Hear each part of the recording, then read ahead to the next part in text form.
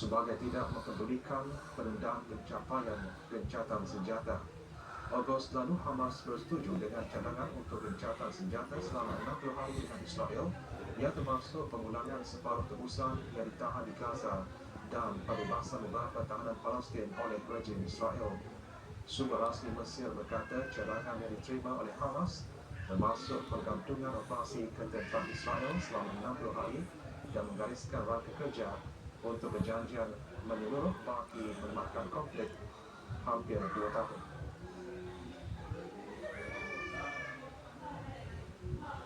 Presiden Rusia menegaskan jika tentera barat ditempatkan di Ukraine, ia akan menjadi sasaran sah bagi tentera Rusia. Demikian menurut Tuan Vladimir Putin semasa menghadiri sesi Plenum Forum Ekonomi Timur ke-10 di Vladivostok. Beliau menegaskan bahawa jika persetujuan dicapai mengenai krisis Ukraine yang memastikan keamanan jangka panjang, kehadiran tentera barat di wilayah Ukraine tidak akan bermakna. Menurut Tuan Putin lagi, keberadaan tentera asing di Ukraine, terutamanya semasa operasi ketenteraan ketiga ini, akan dianggap sebagai sasaran yang sah.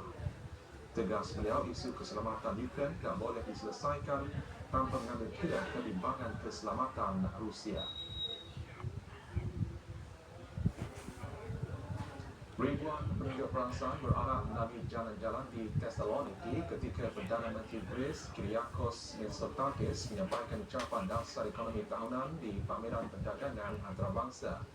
Penunjuk perasaan yang disokong oleh Kesatuan Pekerja menuduh kerajaan mempromosikan pemotongan cukai bagi majikan. Tuan Mitsotakis mengumumkan pakej reformasi cukai bernilai 1.6 bilion euro yang merangkumi pemotongan cukai keluarga dengan anak-anak dan hapuskan kawasan terpencil untuk cukai perpindahan belia.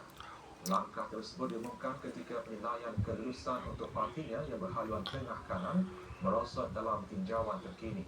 Reformasi yang akan berkuat kuasa 2026 akan dibiayai oleh pertumbuhan ekonomi yang kokoh dan pengumpulan cukai yang diperbaiki. Bea cukai. Berita dunia pagi ini juga memuatkan China berikrar memberikan lebih banyak bantuan kepada Afghanistan susulan Itu gempa Fai bumi kembali selepas ini. Fai itu sana tuh Fai handsome Fai tuh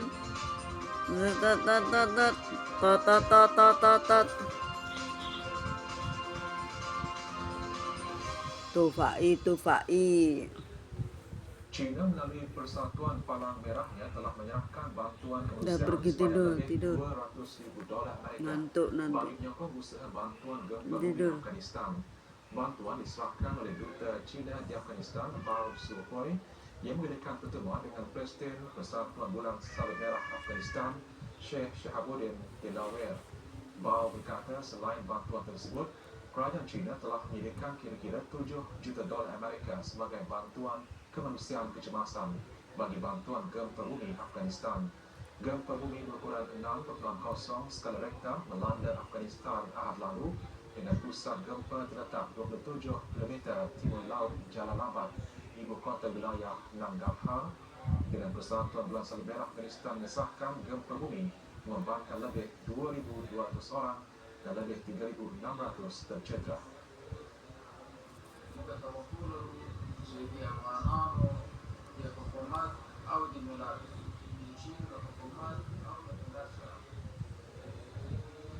Para penyelamat Pakistan telah memindahkan para penduduk setempat bersama barang-barang dan ternakan mereka dari kampung yang terjejas oleh banjir di daerah Multan, Pakistan, manakala Ketua Agensi Pengurusan Bencana Negeri berkata banjir dijangka akan mulai surut dalam tempoh 24 hingga 48 jam akan datang. Namun pihak berkuasa di Pakistan memberi amaran hujan dijangka berterusan sehingga 9 September ini. Di wilayah Punjab, Pakistan, 1.8 juta orang telah dipindahkan dalam beberapa minggu kebelakangan ini selepas banjir menenggelamkan hampir 3,900 buah kampung. Pihak berkuasa di Pakistan berkata bahawa untuk menyelamatkan bandar bersejarah Multan daripada dilanda banjir, mereka sedang mempertimbangkan untuk merobohkan tebing sungai Chenab. Langkah demikian akan membolehkan air dilepaskan ke pinggir bandar supaya para sungai dapat diturunkan.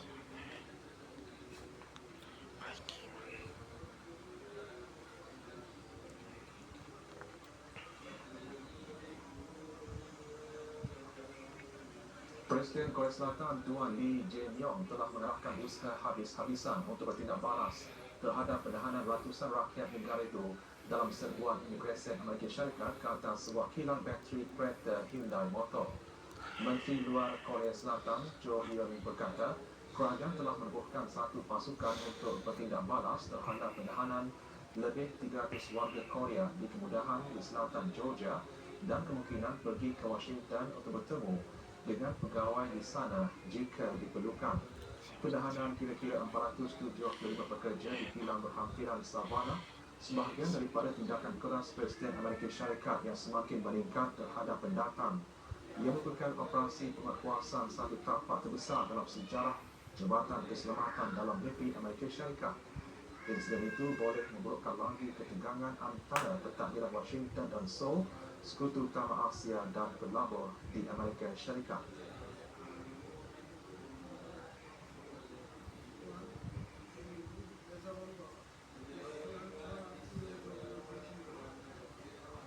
Presiden Rusia menggesa pemimpin industri aero angkasa untuk meneruskan usaha membangunkan enjin roket penggalak untuk kenderaan pelancar angkasa dan membela reputasi lama Rusia sebagai peneraju teknologi angkasa lepas. Ya Allah. Tuan Vladimir Putin berkunjung ke Bandar Samara di selatan Rusia bertemu pakar industri dan melawat kilang pembuatan enjin pesawat Biro Reka bentuk Kuznetsov.